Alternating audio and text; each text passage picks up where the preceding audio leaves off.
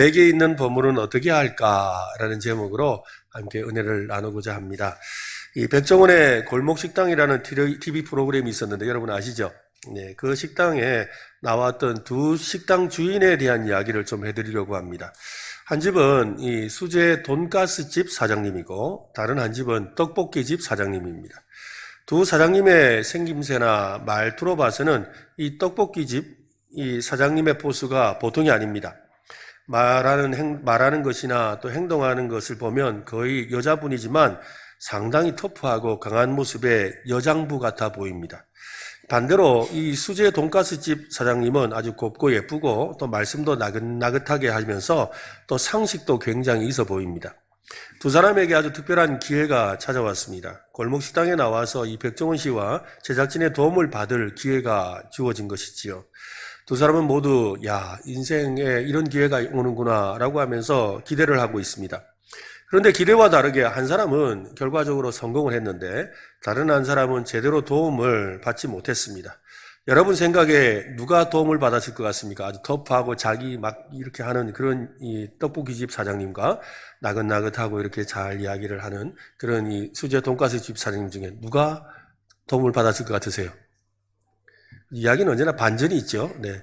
떡볶이집 사장님이 도움을 받았어요. 굉장히 여장부 같고 막 누구 말도 안 들고 자기 마음대로 할 것 같은 이분이 도움을 받았는데요. 20년 이상을 떡볶이로 분식집을 운영해 오던 사장님이었습니다. 나름대로 양념장을 만들기까지 하면서 자신만의 그런 노하우가 있었던 분이죠. 그런데 이 백종원 씨가 떡볶이를 먹어보고는 딱 한마디 했습니다. 맛없어요. 20년간 만든 그 떡볶이를 먹어보고 딱 한마디, 정말 자존심 상하는 말을 한 거예요. 맛없어요. 딱 한마디 한 거예요. 이 말을 듣고는 자기도 충격을 받았지만 자기도 인정하는 거예요. 그리고는 이 사장님은 이 백종원 씨의 말을 듣고 자신이 만들어뒀던 그 1년치 양념장을 굉장히 많이 만들어 놨더라고요. 근데 그거 그냥 한 번에 다 버려버렸어요. 맛없다 하는데 이거 하면서 그냥 버려버린 거죠. 화끈한 분이에요. 백종원 씨가 가르쳐준 새로운 방법으로 떡볶이를 만들었습니다. 그러자 평생 떡볶이집을 하면서 이분이 가진 소원이 하나가 있었는데 하루에 그 떡볶이 한 판, 그러니까 보통 이제 한 판에 이렇게 떡볶이를 놓지 않습니까? 그 한 판을 파는 게, 하루에 그 한 판을 파는 게 소원이었어요. 근데 20년 동안 한 번도 그 한 판을 다 팔아본 적이 없는 거죠. 그랬는데 이 백종원 씨가 가르쳐준 이 방법대로 떡볶이를 만들었는데 불과 2시간 만에 한 판을 다 팔아버렸어요. 그리고 백종원 씨가 조언하는 그대로를 받아들인 거예요. 그때부터 손님들은 계속 늘어나서 하루에 2판, 3판을 팔게 된 겁니다. 백종원 씨는 그런 사장님의 모습을 좋게 보고 새로운 메뉴까지 소개해 주었습니다. 우리나라 어디에도 없는 새로운 튀김을 만드는 법을 알려주고 심지어는 그 튀김을 만들기 위한 조리기구까지도 선물로 준 거예요. 그런데 이 수제 돈가스집 사장님은 이 방송이 진행되는 내내 백종원 씨로부터 질타를 받았습니다. 질타를 받은 이유는 다른 게 아닙니다. 조언을 해주면 그 조언을 받은 대로 하지 않는 거예요. 그동안 쌓아온 경험과 습관을 쉽게 포기하지 않았습니다. 거기다가 자신이 생각하는 조리법과 맛에 대한 생각을 내려놓을 마음이 없었습니다. 손님은 거의 안 오는데 자기는 이게 좋다고 생각하는 거예요. 방송에 나왔으니까 어떻게라도 도움을 주려고 백종원 씨가 굉장히 노력을 했어요. 그런 하는데도 이분이 영 안 되는 거예요. 그래서 나중에는 이 다른 곳과 차별되는 그런 김치볶음밥, 제일 간단하잖아요. 그죠? 김치볶음밥을 만드는 조리법을 알려주었습니다. 그런데도 소용이 없었습니다. 너무 답답해서 음식을 만드는 일에 전혀 경험이 없는 진행자를 보내가지고, 두 사람이 이렇게 테스트를 받기로 한 거예요. 그래서 이 돈가스집 사장님이 자기가 알고 있는 방법대로 이 김치볶음밥을 만들고, 그리고 요리를 한 번도 해본 적이 없는 이 진행자가 백종원 씨가 가르쳐주는 요리법대로 했어요. 그렇게 했는데 그러고 나서 사람들에게 먹어보라 한 거죠. 여러분 누가 더 맛있었겠습니까? 백종원 씨 요리법대로 한 조리를 해본 적이 없는 사람이 한 게 더 맛있는 거예요. 이 수제 돈가스집 사장님은 가르쳐준 조리법대로 그렇게 백종원 씨가 가르쳐준 조리법대로 하면 느끼할 거라고 생각한 거예요. 백종원 씨 음식은 다 느끼하고 진하고 이렇다고 생각한 거죠. 그랬는데 막상 두 사람 볶음밥을 먹고 나서 사람들이 하는 말이 뭐냐면 돈가스집 사장님 볶음밥이 더 느끼하다는 거예요. 그리고 이 백종원 씨를 따라하는 사람의 음식이 더 맛있다는 거예요.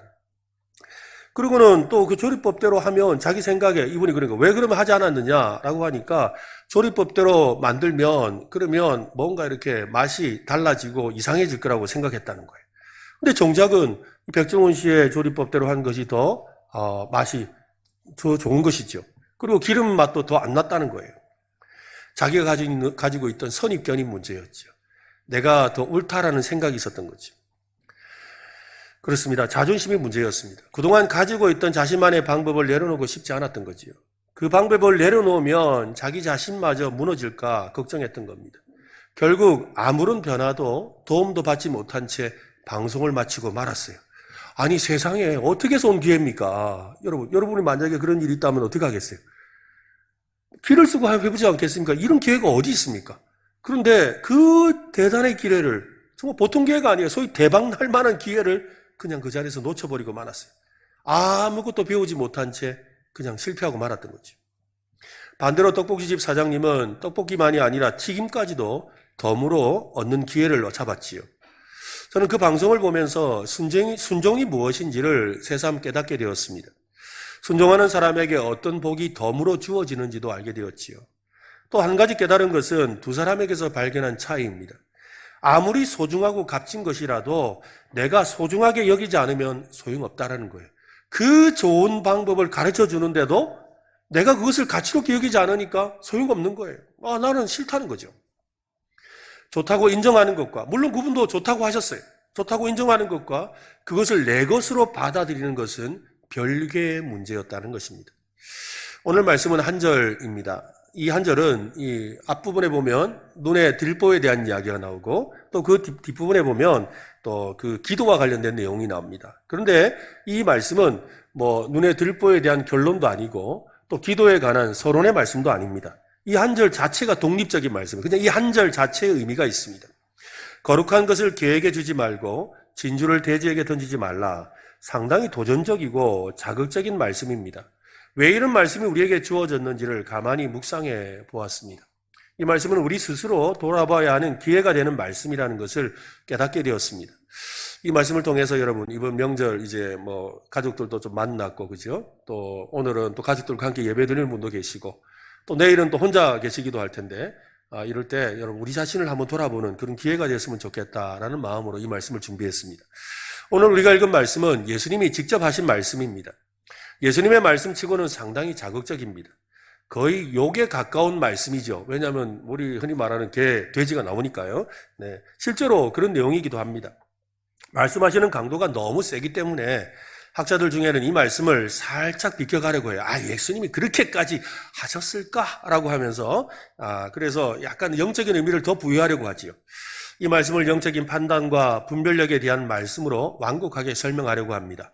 틀린 것은 아니지만 이 말씀의 그 본 뜻을 제대로 바르게 비울 필요가 있습니다.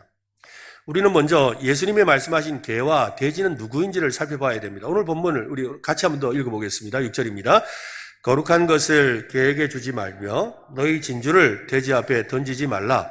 그들이 그것을 발로 밟고 돌이켜 너희를 찢어 상하게 할까 염려하라. 예수님이 말씀하시는 개는 우아한 집에 잘 훈련된 그 애완용 어떤 그죠? 애완용 개가 아닙니다. 도시의 그 쓰레기 더미에서 먹을 것을 찾아 헤매는 방랑하는 잡종개, 한마디로 똥개입니다. 그리고 요즘에 들개들이 많다 그러는데 들개겠죠. 돼지는 유대인들에게 부정한 동물이었습니다. 돼지들의 진흙 사랑은 말할 것도 없지요. 예수님이 말씀하실 때 그 말씀을 듣고 있던 제자들은 개와 돼지에 대해 어떻게 생각했을지 우리가 좀 살펴봐야 합니다. 율법에서 개와 돼지는 아주 불결하고 부정한 동물입니다. 이스라엘 사람들은 음식으로든지 하나님께 드리는 제물로든지 이 개와 돼지는 절대로 사용하지 않습니다. 성경에서 개가 비유로 사용된 경우를 살펴보면 주로 경멸의 대상, 주로 우리도 그죠? 개가 들어가는 욕이 좀 있잖아요. 그죠? 그처럼 이 욕으로 사용했어요. 그리고 또한 이 그리스도의 원수들인 사탄의 세력들, 이 사탄이나 어떤 귀신, 이런 대상들을 말할 때 사용되었고요. 또 거짓 선지자나 무가치한 자나 악한 사람을 상징할 때 주로 사용되었습니다. 돼지의 경우도 비슷합니다. 더럽고 불결한 것과 부정한 것, 또 우상숭배를 상징하는 짐승으로 자주 등장합니다. 복음서에서 예수님이 개에 대해서 언급하신 적이 있는데요. 예수님께서 이 드로아 시돈 지방을 지나가실 때였습니다. 이 드로아 시돈은 이 갈릴리 북쪽에 있는 갈릴리 호수보다 더 위쪽에 있습니다. 더 위쪽에 있는데, 위쪽에 또한 이 해안가에 있죠. 서쪽 해안가에 있는 지방인데 주로 이방인들이 사는 곳입니다. 그곳에서 예수님은 이방 여인인 가나안 여인을 만났습니다.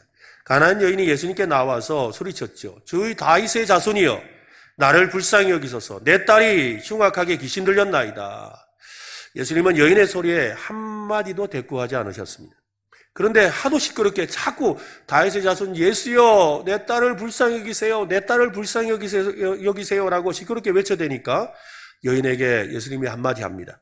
나는 잃어버린 양과 같은 이스라엘 사람에게만 보냄을 받았다 라고 하시면서 자녀의 떡을 취하여 개들에게 던짐이 마땅하지 않다 라고 이야기했어요. 여인 보고 뭐라 한 겁니까? 개라고 부른 거예요. 그죠? 개라고 한 거예요. 그러자 여인이 유명한 말을 합니다. 유명한 말씀이죠. 27절인데요. 같이 한번 읽어봅시다. 시작. 여자가 이르되 주여 올소이다마는 개들도 제 주인의 상에서 떨어지는 부스러기를 먹나이다 하니 자기를 뭐라 그래요? 맞습니다. 나 개예요. 나는 개에게 안 준다 하라고 하니까 이 여인이 뭐래요? 맞아요. 나 개예요. 자기를 스스로 개라고 말하는 거예요. 예수님은 여인의 말을 듣고 깜짝 놀랐습니다. 그 믿음이 크다고 하시면서 소원대로 될 것이라고 하셨어요. 이 말이 떨어지자마자 여인의 딸은 나음을 받았습니다. 예수님은 여인을 개로 지칭하셨지요.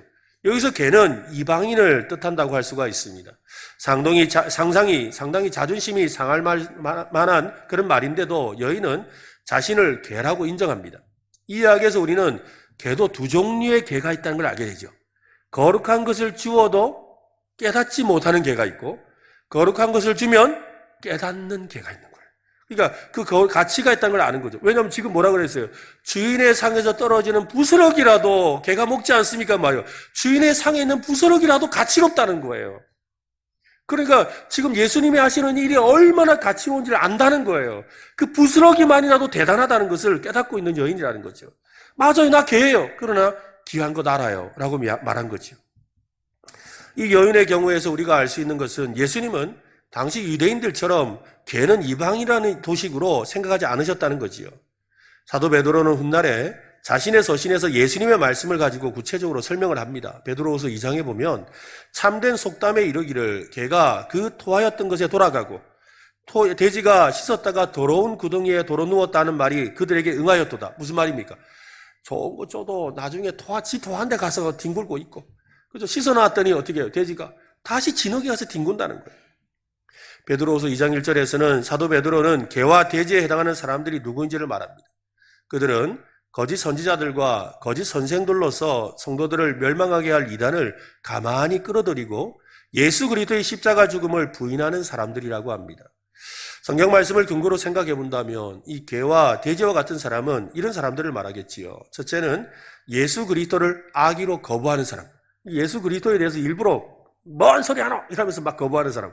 우리도 가끔 명절에 이렇게 만나면 끝까지 예수 안 믿고 이렇게 막 예수 믿는다고 힘들게 하고 하는 형제들 있잖아요. 그런 형제들이 빨리 예수 믿었으면 좋겠습니다. 그죠? 근데 꼭 그렇게 하는 사람이 있거든요. 네, 그런 사람들을 말하는 거지요. 예수 그리스도를 믿지 않는 사람을 모두 개와 돼지로 표현할 수는 없습니다. 왜냐하면 예수님은 그들에게 복음을 전하라고 하셨으니까요. 예수님의 복음을 받아들이지 않았지만 언젠가는 그들이 받아들일 겁니다. 그러니까 그들을 향한 마음을 열어놓아야 되죠.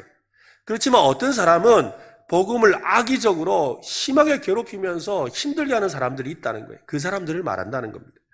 둘째는 예수 그리스도의 복음을 훼손하고 거짓 가르침을 전파하는 사람이죠. 오늘날 이단과 사이비에 있는 사람들을 말합니다. 그런 사람들은 돼지와 개 같다는 것이죠. 셋째는 교회의 가르침과 권위를 무시하는 사람입니다. 예수님은 어떤 사람이 교회 안에서 이 죄를 지었을 때 그 사람에게 권면해서 그를 돌이키게 하라고 하셨습니다. 그런데 그 사람이 도무지 말을 듣지 않으면 교회의 권위로 권면하고, 그래도 듣지 않으면 이방인과 세리와 같이 여기라 하셨어요. 이방인과 세리와 같이 여기라는 말이 뭐냐면 개와 돼지처럼 여기라는 거예요. 즉 교회의 가르침과 권위를 무시하는 사람은 실제로 은혜 밖에 있는 사람일 가능성이 많지요. 쇠기의 경읽기라고 했습니다. 하나님의 말씀에 대해 무관심하고 완강하게 거부하고 심지어 그 말씀을 빗대어 공격하는 사람들이 있는 거예요. 가끔씩 보면 그래요. 교회를 힘들게 하고 기독교에 대해서 비난하는 사람들 보면 옛날에 교회 좀 다닌 사람들이에요. 또 신학 공부 좀 하신 분들이에요. 그런 분들이 꼭 그래요. 참 안타까운 일이죠. 예수님은 거룩한 것을 교회에게 주지 말고 진주를 돼지 앞에 던지지 말라고 하셨습니다. 유대인이라면 절대로 거룩한 음식, 즉 제물로 드려졌던 음식을 부정한 교회에게 건네지 않을 겁니다. 또 진주를 돼지에게 던지는 것은 꿈도 꾸지 않을 겁니다. 여기 계신 여러분은 모두 하나님의 자녀인 줄로 믿습니다. 해볼까요? 나는 하나님의 자녀다. 그죠? 그러니까 이 말씀은 여러분 이야기는 아니라 이 말이에요.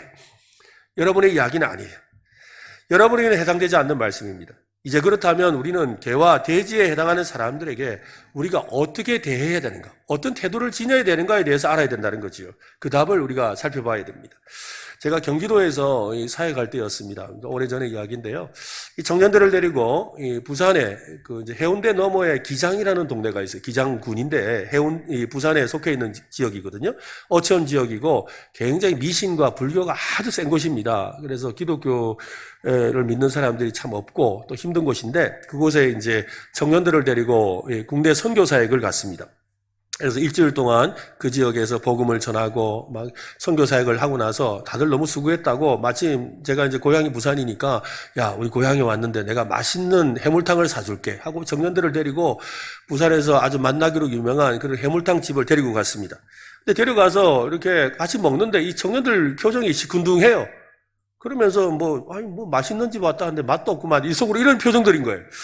마음이 좀 상하더라고요. 왜냐면, 목사님 맛있습니다. 어떻게 이리 좋은 데 데려왔는지 이래야 되는데, 다들 뭐 그냥 먹으면서, 얻어먹으면서도 고맙다 인사도 안 하고 그러는 거예요. 그래서 마음이 좀 상하더라고요.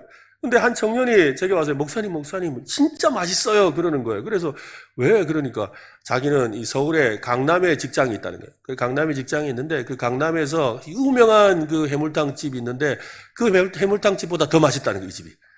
너무 맛있는 집을 소개해줘서 고맙다고 인사하는 거예요. 그래서 내가, 니는 고맙다 하는데 나머지는 저 표정들이 영 맛없다 하는데? 라고 그랬어요. 그랬더니, 아이고, 목사님, 그러고요. 쟤네들은요, 그 경기도의 해물탕 집은 다 조미료 쓰잖아요. 그 조미료 맛 때문에 그래요. 진짜 해물로 육수를 낸 맛이 무슨 맛인지를 몰라요. 그래서 해물로 진짜 육수를 낸 맛보다 조미료 맛이 더 맛있다는 거예요.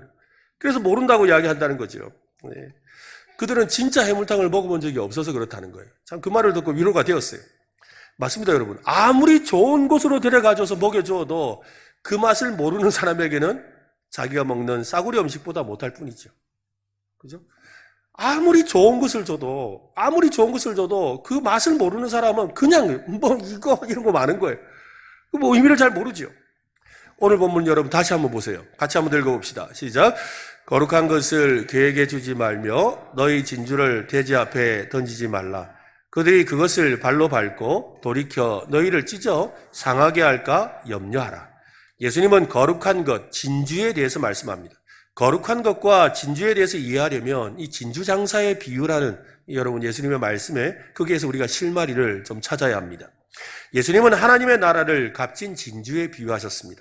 진주 장사는 극히 값진 진주를 발견했습니다. 그는 자신의 모든 재산을 팔아서 그 값진 진주를 샀습니다. 진주는 하나님의 나라와 구원의 은혜를 말합니다. 더 나아가서 복음을 말하지요. 그러니까 거룩한 것과 진주는 하나님의 말씀과 진리를 말합니다. 여러분, 여러분의 심령에 거룩한 것, 값진 것이 들어있는 줄로 믿으시기를 바랍니다. 근데 성경을 말씀하잖아요. 우리의 질그릇 속에 보배가 담겼다.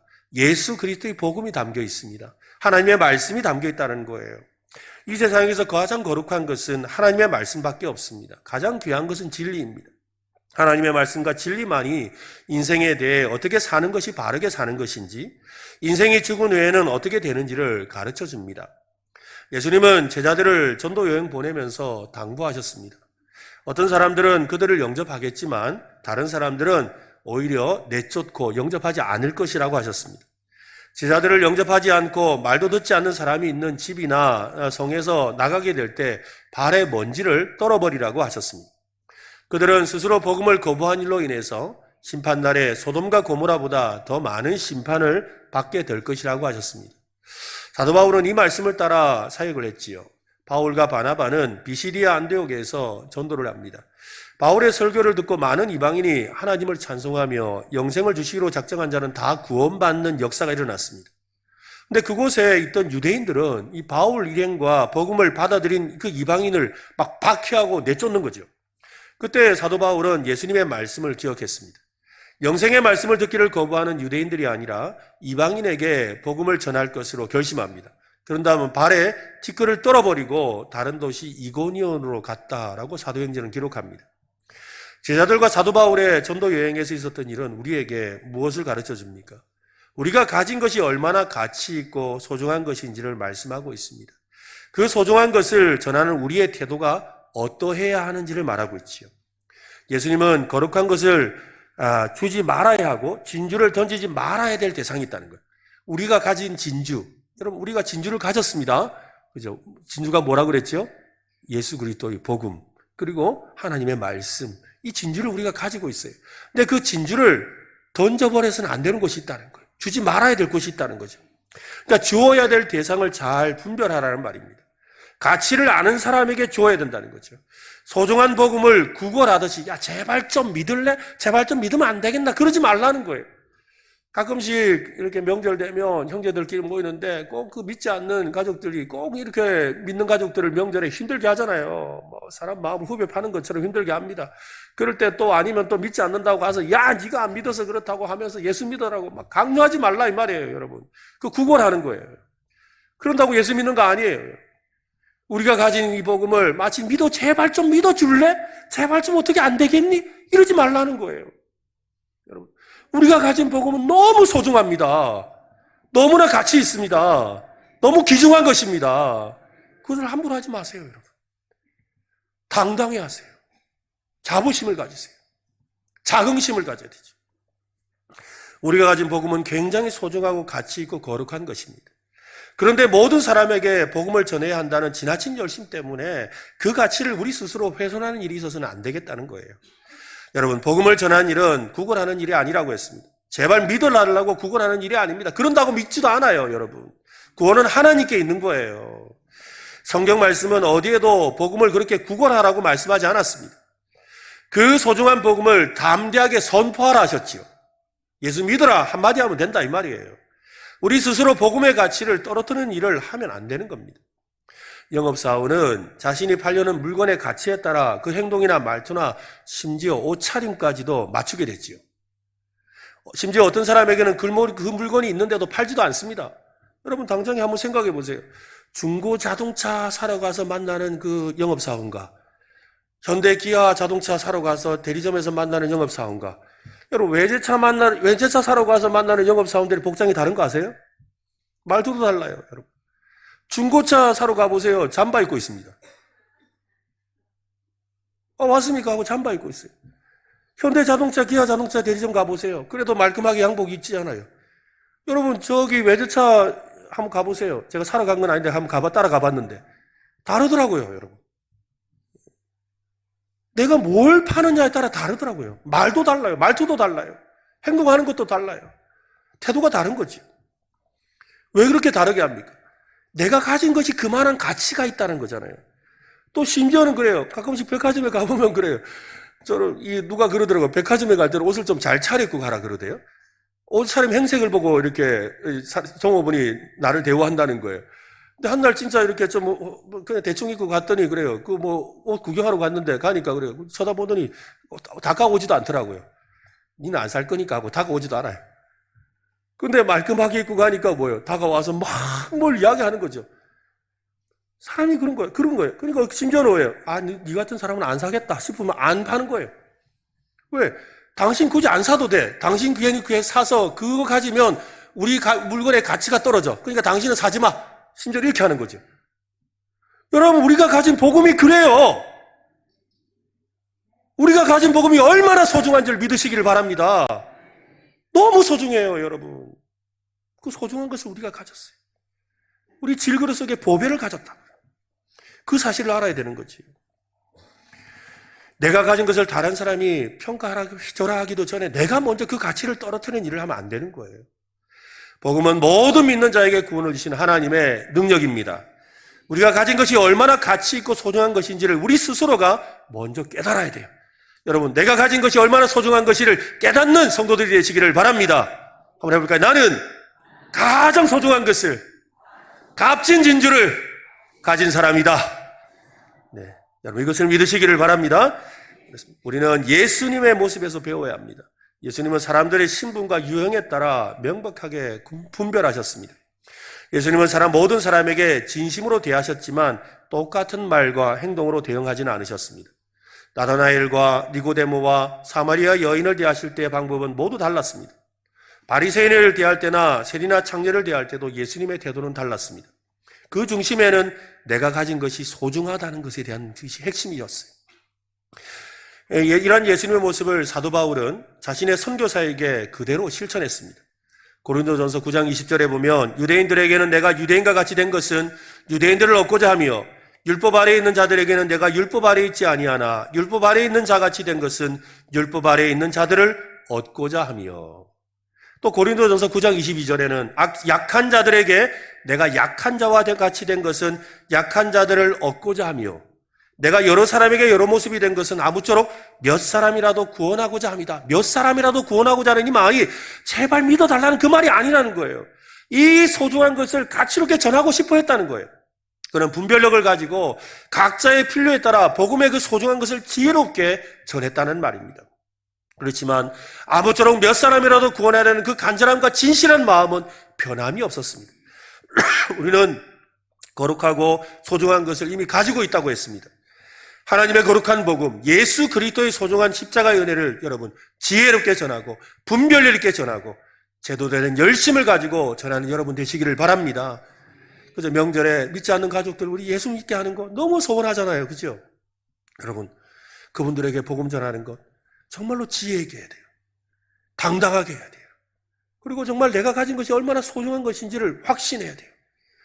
여러분, 가족들 오랜만에 만나서 무엇을 느꼈습니까? 야, 참 예수 안 믿어서 저래 잘 사네. 혹시 그런 마음 가지신 거 아니에요? 야, 그래도 예수 믿는 우리가 낫다. 참 예수 믿으니까 그래도 우리가 제대로 산다. 그런 마음이 여러분 안에 있는 줄로 믿습니다. 그죠, 여러분? 그것을 가족들이 알아요. 그것을 안다고요. 그리고 그들도 그 믿음 안으로 나오고 싶어 해요. 여러분, 내 안에 소중한 것을 가치롭게 여기시기를 예수님의 이름으로 축원합니다. 오늘 말씀은 크게 세 가지 적용거리를 말씀합니다. 첫째는 개와 돼지가 되지 말아야 된다는 거지요. 그와 같은 사람은 어떤 사람들이었습니까? 하나님을 의도적으로 거부하고 하나님의 사람들을 힘들게 하고 방해하는 사람들입니다. 그들은 처음부터 그런 것은 아닙니다. 그들은 자신에게 주어진 진리의 말씀과 은혜에 대해서 제대로 깨닫지 못했기 때문입니다. 자신이 가진 생각과 기준으로 그 가치를 평가절하했지요. 하나님의 것은 우리가 어떻게 평가하느냐와 상관없이 언제나 가치 있고 거룩합니다. 한번 볼까요? 하나님의 것은 언제나 가치 있고 거룩하다. 여러분, 명품은 내가 알아주지 않아도 언제나 명품이에요. 그래서 명품은 광고 안 합니다. 명품은 광고 안 해요. 왜 광고 안 할까요? 사람들이 알아주거든요. 심지어는 명품은요, 이 중고 물건들 꽉 산 데서도 빛이 나요. 제가 이 부산에서 사역을 할 때 이 교회가 그 국제시장과 가까웠거든요. 그러다 보니까 교인들 중에 이 국제시장에서 장사하시는 분들이 여러 분이 계셨어요. 근데 그분들이 주로 어떤 일을 하셨느냐면 구제 도매 가게를 하세요. 구제 옷. 그러니까 일본이나 이런 곳에서 우리로 치면 헌옷들 이렇게 내놓으면 그 헌옷을 컨테이너 박스 한 박스 받아와가지고 그래서 그걸 이제 분류해가지고 파는 일을 해요. 근데 이게 한 번씩 이렇게 컨테이너 박스를 잘 선택을 하면 안에 뭐가 든지 모르는데 이 컨테이너 박스를 잘 선택하면 대박 나요. 그 안에 밍크 코트가 한 10벌 들면 이제 그냥 끝나는 거죠. 한 벌당 100만 원씩 이렇게 팔아도 되니까. 뭐 구제인데도 100만 원씩 팔아요. 그러니까 좋아요. 근데 한 번은 그 가게를 이제 신방을 가게 되었는데 신방을 가서 보니까 막 옷이 막 그냥 산더미처럼 쌓여 있어요. 그 사람들이 와가지고 막 옷을 고르거든요. 또 옷이 걸려 있죠. 근데 옷이 뭐 제대로 되는 다 구겨져 있고 그런 옷이에요. 그런데 거기에서 소위 명품은 빛이 나요. 그 다 헌옷들 가득한 데서도 명품은 빛이 나요. 또 신기한 건 뭐냐면 그런 데만 찾아다니는 이 젊은 아가씨들이 있어. 그 아가씨들이 다 앉아가지고 거기 이렇게 하나씩 들치면서 그걸 기가 막히게 찾아내요. 기가 막히게 찾아내는 거예요. 근데 주인은 이게 얼마짜리인지도 몰라. 그냥 1,000원에 팔아. 근데 이걸 가져가서 자기 동네에 가서 10만 원, 20만 원에 파는 거예요. 그러니까 이게 보통 일이 아닌 거죠. 무슨 말을 하고 싶어? 제가 무슨 말을 하는 겁니까? 명품은 그냥 빛나고, 근데 그 명품을 알아보는 사람이 있다 이 말이에요. 이게 중요하다는 거예요. 여러분, 하나님의 거룩하고 소중한 것은 나의 평가와 상관없이 그건 가치 있는 거예요. 하나님의 것은 언제나 가치 있고 소중한 겁니다.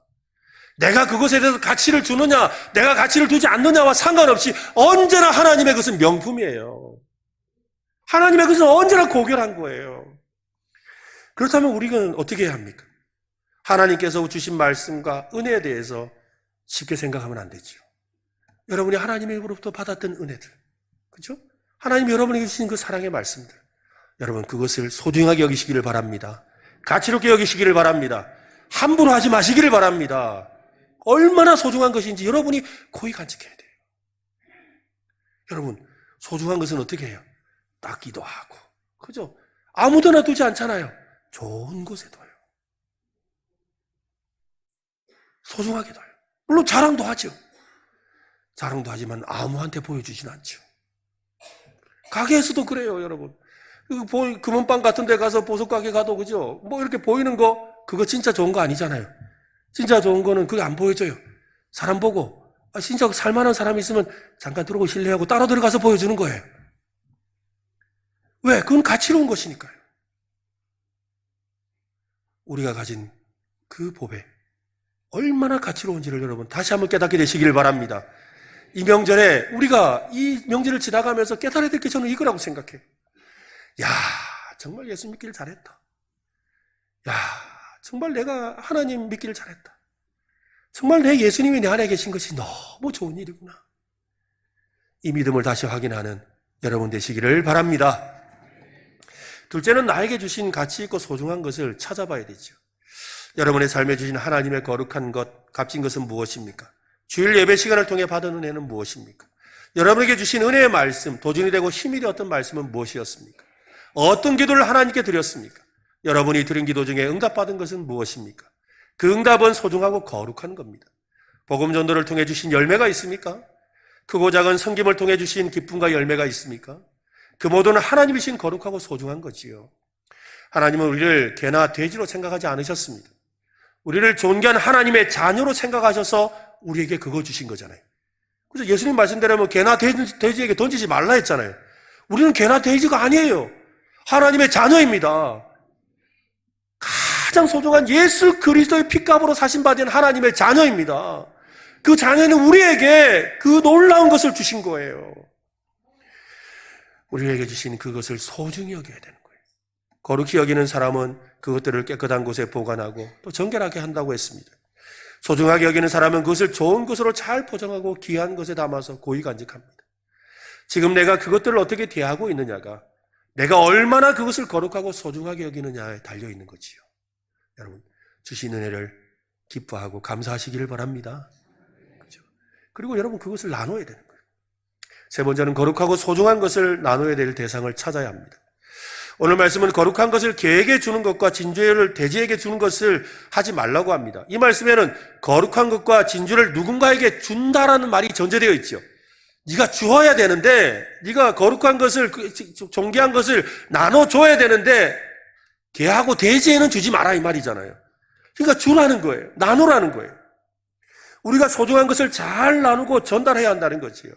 그 가치를 알고 알아주는 사람과 함께 나누라는 말이에요. 어제 저도 저희 형제들 같이 만나서 우리 조카들하고 오랜만에 같이 앉아서 이야기를 하게 되었는데 하면서 그동안 뭐 부모님의 이야기 또 우리 동생 이야기 이런 가족들 이야기하면서 또 우리 그동안 살아온 이야기를 하면서 이 아이들에게 이제 이 아이들이 다 이제 뭐 대학교 졸업하고 뭐 또 직장도 가고 또 이제 대학 곧 들어간 애도 있고 이러니까 앞으로 인생을 어떻게 살았으면 좋을지 이런 말을 이제 제가 하게 되었어요. 목사가 다 보니까 또 꼭 목사같이 설교를 하더라고요. 그래가지고 막 이야기했는데 아이들이 오늘따라 너무 잘 듣는 거예요, 얘들이. 그러면서 너무 좋다고 이 말은 처음 들어봤다면서 너무 좋아하니까 저도 그 말이 좋으니까 계속 하는 거예요. 나중에 옆에서 꾹꾹 찌르더라. 그만하라고. 너무 길다고. 그랬는데 왜 그래요? 들을 줄 아는 사람에게 자꾸 주고 싶잖아요. 그 가치를 아는 사람에게 자꾸 주고 싶은 거예요, 여러분. 맞아요, 여러분. 우리가 가진 것을 가치롭게 여기는 사람에게 더 나눌 수 있기를 바랍니다. 먼저는 여러분 우리의 셀 모임에서 그죠? 은혜 받은 말씀을 우리 안에는 예수님을 나누는 삶을 살아야 돼요. 뿐만 아니라 우리 주변에 있는 우리 형제들, 가족들에게 또 여러분 우리 이웃들에게 그 귀한 것을 나눌 수 있는 저와 여러분 되시기를 바랍니다. 그래서 남은 이 명절 동안 내가 얼마나 소중한 것을 가졌는지, 내가 이것을 어떻게 소중히 여기고 있는지, 또 이것을 어떻게 귀하게 나누고 있는지를 돌아보는 저와 여러분 되시기를 예수님의 이름으로 축원합니다.